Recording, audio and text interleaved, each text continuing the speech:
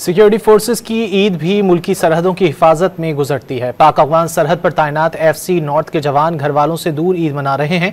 Don news के reporter Arif हयात भी FC north के जवानों के साथ मौजूद हैं। मजीद उनसे जानेंगे। आरिफ, तफसील बताइए। जी बिल्कुल, ईद का दिन और पाक अफ़गान सरहद पर अगले मोर्चों पर हम मौजूद हैं। यहाँ जो FC नॉर्थ के जवान हैं तो वो ईद के दिन भी बिल्कुल चौकस खड़े हैं। ईद इन लोगों ने यहाँ पर पोस्ट में ही मनाई और नमाज अदा की। जो क़ुरबानी है तो उसके क़ुरबानी जो है तो वो कर ली। इस वक्त अगले मोर्चों पर ही हम यहाँ पर मौजूद हैं।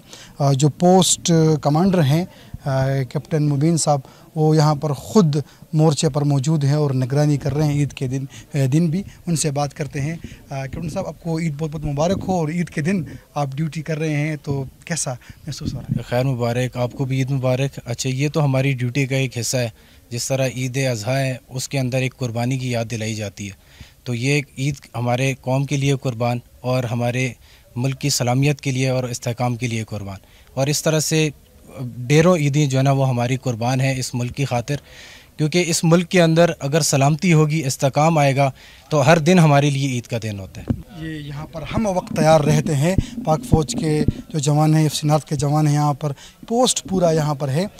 इनके यहाँ पर जवान जो हैं तो वो ईद के दिन भी मोर्चों में ही मौजूद रहते हैं और दुश्मन की हर एक्टिविटी पर कड़ी नज़र रखते हैं, कड़ी निगरानी करके यहाँ पर बैठे हुए होते हैं और ईद के दिन भी इनकी ड्यूटी का यही रूटीन यहाँ पर होता है।